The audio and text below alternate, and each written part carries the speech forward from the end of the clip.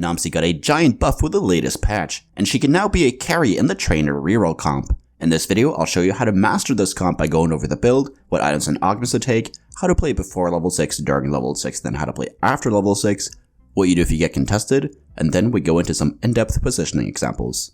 This is a slow roll comp, meaning we're rolling down to 50 gold every single turn for 3-star units. We will be slow rolling at level 6 with this board. Here we are running 3 trainers to stack up Nomsy as fast as possible. We are running duo carry with Tristana and Nomsy, therefore we add in Jinx for 2 cannoneers. We also run 2 guardians in this comp with Braum and Thresh. This is because we can easily 2-star them when rolling at level 6, and a 3-star Braum does not like to die, and he will be a great tank for our comp.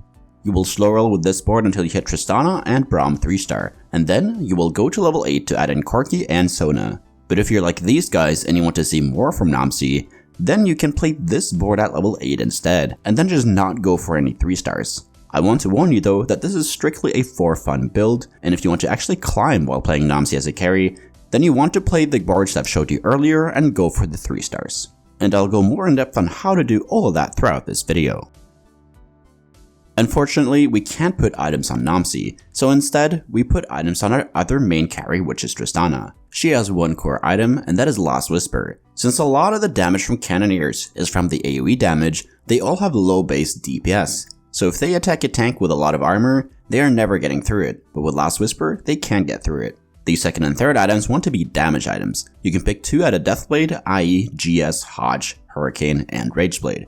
You make whichever you can out of these, and we also need 3 good tank items on Braum to do well in the comp. It's very important, so we can't be greedy with our last 2 Tristana items. Here are some of the stronger final builds for Tristana. The only core item is Last Whisper, and the last 2 items just need to be any of the ones mentioned. Having 3 tank items on Braum is vital for this comp to work. Since he is a guardian, the trait scales off of raw HP, so belt-based tank items are a little better on him. Here is a tier list of the best items to put on Braum. Stoneplate is fantastic as he's almost solo tanking in this comp, so he gets a ton of resistances from the item. This becomes a lot of effective HP when paired with Warmogs. Sunfire would be S tier, but Nomsy applies anti-heal with their spell, so it's not as crucial in this comp as in others. But again, you need items for Tristana as well, so make sure you have 3 good tank items on Braum. If you have options for any more items, then you want to build aura items like Zeke's, Chalice, and Banshee's Claw. This is to buff up Tristana and Nomsy even more. Or you can make tank items for Thresh or mana items for Lulu. But again, remember that the most important thing though is to have 3 items for Braum and 3 items on Tristana. If you get a spatula, you can make Guardian Spat. This isn't great as there is no good holder of the Guardian emblem, but Lulu can do fine with it. In that case, you want to play 4 Guardian at level 7, and you drop Sona or Corki at level 8. Or you can drop both of them and play Itis if the Shimmer skill item is good. Most of the time, if you get a spatula, I wouldn't worry too much about it, and I would just try to turn it into a Tactician's Crown instead of worrying about the Guardian Spat. The best augments to take for this comp are Best Friend, Cannoneer Heart, Celestial Blessing, Cybernetic Shell, Exiles, Featherweights, Mystic Heart or Emblem, Second Wind, Thrill of the Hunt, Weak Spot, Ascension, Combat Training, Heroic Presence, Hotshot, Portable Forge, Ricochet, Sunfireboard, and Trade Sector. I mentioned a lot of augments there, and the best ones out of those are Best Friends, Cannoneer Heart, Featherweights, Heroic Presence, Hotshot, and Ricochet. If all that info was a lot to take in, then check out the cheat sheet for this comp. It's available for patrons and YouTube members. Here is the Corki cheat sheet, so that you know what to expect for the Tristana reroll cheat sheet that is available right now. The carousel priority for this comp is Bow, Sword, Belt, and Cloak.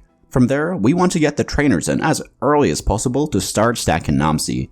The earlier we find at least 2, the stronger our Nomsy will be. Because of this, I like to pre-level to 4 on 1-4 with this comp. This is to have the chance of hitting an early Lulu on stage 2-1 to get 3 trainers going early. The ideal opener for this comp is to have 3 trainers with Braum in the front, but a more realistic opener is to have a Guardian frontline with a Cannoneer or Trainer backline.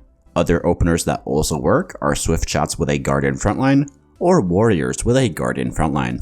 During the early game, we slam any items we can that are good on Tristana, and any tank items that are good on Braum. Since Nomsy is quite weak at 1-star, we will not win streak often in the early game. Therefore, you're fine just holding onto components on the bench. A common strategy for a lot of 2-cost reroll comps, which also works for this comp, is to play for a loss streak until stage 3-2.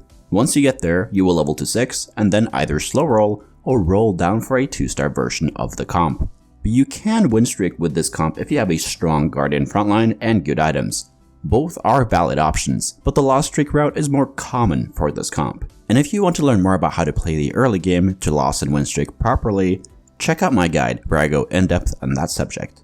At the crux round, you will have more direction towards a comp, and the general requirements to play trainer Nomsi is to have at least 2 trainers active and to have a Guardian frontline. You also want to have at least 1 component for Last Whisper and 1 component for a tank item on Braum.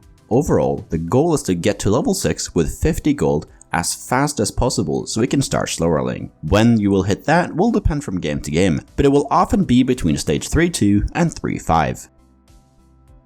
Once you are level 6 with 50 gold or more, we start slow rolling, meaning we're rolling down to 50 gold every single turn for 3-star units. Here is our 3-star priority. The most important unit is Tristana, as she is one of our main carries. The only reason Braum and Thresh are not crucial tier is because we can play Idas over them at level 7 or 8. But that is something I only do if I hit Tristana 3-star really early and I'm far off the Braum and Thresh. If you went the lost streak route in the early game, you almost always want to level to 6 on stage 3-2. If you are 60 HP or lower here, you want to roll for at least Braum 2-star and Tristana 2-star. If not, then you can get off with just ecoing and not rolling, as you will hit pretty fast when you start slow rolling. While slow rolling, keep your 3-star priority in mind, and once you get to stage 4-1, you will generally need your entire board 2-star in order to be stable. And once you get to stage 5-1, after the Treasure Dragon, you really need to start thinking about rolling to hit Tristana and Braum 3-star mainly. But in both of these cases, you can be greedy and sit if you are relatively high on HP. But once you start dropping below 30 to 25 HP, you want to think about rolling until you hit your 3-stars. Sometimes if you have a rough game, this will happen early on stage 4, and sometimes it won't happen until stage 5. This is important so that we maintain 2 lives coming into the late game. Once you've hit at least Tristana 3-star, you can consider to keep slow rolling at level 6 for Braum 3-star as well, if you have 6 or more of him. If you have less than that, ditch him and level up to 7 to replace him with Idas instead. You also want to hold onto the rest of the units you didn't 3-star, like Jinx and Thresh, as you can still 3-star them at level 7 and 8 later. At level 7, you will add in Corki or Sona. If you didn't hit them, you can add in another 2-star version of a unit you haven't 3-starred yet, like Jinx or Thresh. If you didn't hit 3-star Braum and you're still far off, you want to replace Braum with Idas here and run a board like this. You generally don't want to roll at level 7 unless you have to, because we get another large power spike if we level to 8 so we can fit in both Sona and Corki. If you didn't 3-star Jinx late game, you can replace her with another utility unit like Bard or Soraka, as a 2-star Jinx won't give you that much when you're just running cannoneers. If you didn't 3-star Thresh, he can also be replaced by Idas as well. You can also tech in a Whisper like Pyke late game at level 8. You only do this in cases where you couldn't build Last Whisper, as then you shred enough resistances with the Whisper trait to have the same effect as Last Whisper. If you get contested, what you do depends a little on how you get contested. You can get contested by somebody else trying to play the same comp, or you can get partially contested by somebody else just playing 2 or 3 trainers in a comp like Corki or Mages. If you get partially contested, you're not really worried, as you can still easily hit Tristana 3-star and Nomsi 4-star. In the cases where you get full contested with this comp though, you have 2 options. The first one is to use Tristana as an item carrier and then just play Corki carry. You can still play a 3-trainer variant of the comp late game like this. In that case, you're not really mad, as you still have a really strong Nomsi from the early game. You can also pivot into other AD comps like Xayah or Olaf, but most of the time you'll be better off just playing Corki carry. The second option is to contest, but I would say this is almost the wrong option since Corki can support more players and you can easily pivot into it. But if you are contesting, you need to be farther ahead than your contester, and you also need to pay attention to how close they are to hitting the 3-stars, as you have to roll before them if they start getting close.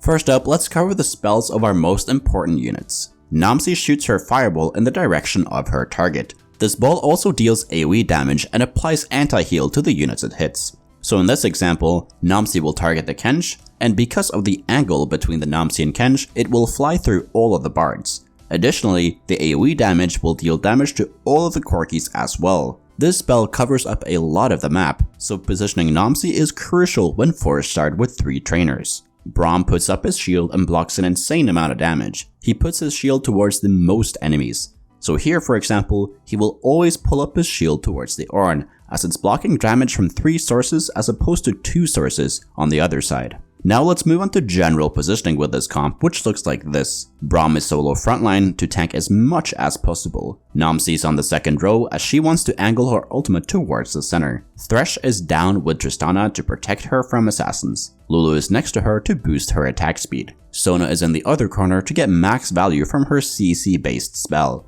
And the rest of our units are in the middle back, and they can be used as bait against certain enemy spells.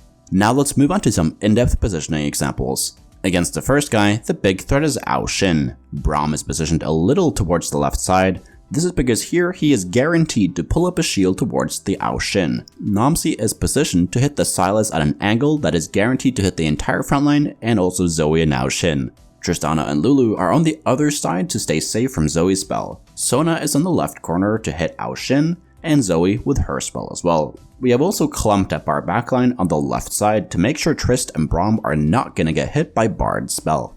Against the second guy, the big threat is Deja. Braum is baiting out the Hecarim spell to make sure our backline carries are safe from it. Nomsi is farther to the left to ult and hit most of the enemy frontline as well as the Deja. Thresh is hooking the Deja and also frontline to make sure that the enemy Nunu doesn't walk down to our Tristana right away. Lulu is positioned to CC the Cavaliers if they come down. We have split up our backline to make sure Deja does not ult our Tristana. Against the third guy, the big threat is Anivia. Nomsi is positioned to ult the entire team. Braum is more towards the right, but he will still pull up his shield towards the Anivia. Sona is positioned to ult the Anivia, and we are once again clumping a little on the left side to bait out the Bard ultimate. Thank you so much for watching. If you learned something, please leave a like and subscribe to the channel. If you want cheat sheets for any of my comp guides, they are available for YouTube members and patrons, and links to those are down in the description. And if you want to get better at TFT, join the Discord. We got over 9,000 other players there who are hungry to climb. And if you want to get coached by me, the information is over on the Discord server as well. So take care and see you in the next video.